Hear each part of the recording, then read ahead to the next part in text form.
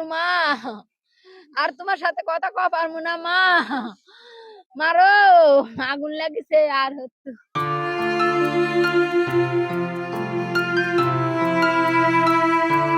রিয়াদের আগুনে শেষ তার স্বপ্ন, শোকে স্তব্ধ নওগাঁর আত্রাই ও স্বজনদের আহাজারিতে ভারী আকাশ। কসে যে মারো মরে যাচ্ছে আগুন লাগে, মা তুমি কোনটি আছেন মা, তোমার সাথে শেষ কথা হলো মা, তোমাকে ছেড়ে চলে গেল মা।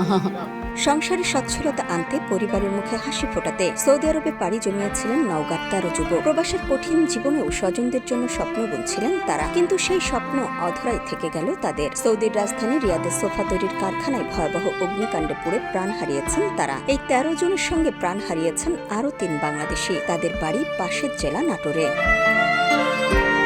নিহতদের মধ্যে 4 জনের বাড়ি নওগাঁর আত্রাই উপজেলার কালিকাপুর ইউনিয়নের গন্ড গোহালি গ্রামে। এই ঘটনায় নিহত অন্যরা হলেন উপজেলার সাদনগর গ্রামে। স্বজন হারিয়ে শোক আর আহাজারিতে ভারী হয়ে উঠেছে নওগাঁর আত্রাই উপজেলার এসব পরিবার। নিহতদের মরদেহ দ্রুত দেশে ফিরিয়ে আনা এবং সরকারি সহায়তার দাবি জানিয়েছেন স্বজনেরা।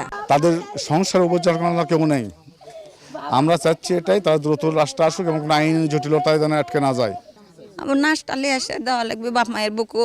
তাদের চোখের পানি দেখে সান্ত্বনা দিতে আসা মানুষগুলোরও চোখ ভিজে যাচ্ছে। একে অন্যকে সান্ত্বনা দিতে গিয়ে নিজেরাই কান্নায় ভেঙে পড়ছেন। কারো মুখে কোনো কথা নেই, শুধু প্রিয় মানুষটিকে হারানোর শোক আর বুক ফাটা আহাজারি। জেলা প্রশাসনের পক্ষ থেকে রাতেই নিহতদের পরিবারের সদস্যদের সঙ্গে যোগাযোগ করা হয়েছে। এর আগে রোববার দুপুরে রিয়াদের শিফা থানাধীন মুসা সানায়া শিল্প এলাকায় সোফা তৈরির কারখানায় ভয়াবহ অগ্নিকাণ্ডের ঘটনাস্থলেই 16 জনের মৃত্যু হয়। নিহত সবাই বাংলাদেশি বলে নিশ্চিত করে সেখানে কর্মরত ফায়ার সার্ভিসের উদ্ধার কর্মীরা। সুমি আহসান, সোনালী নিউজ।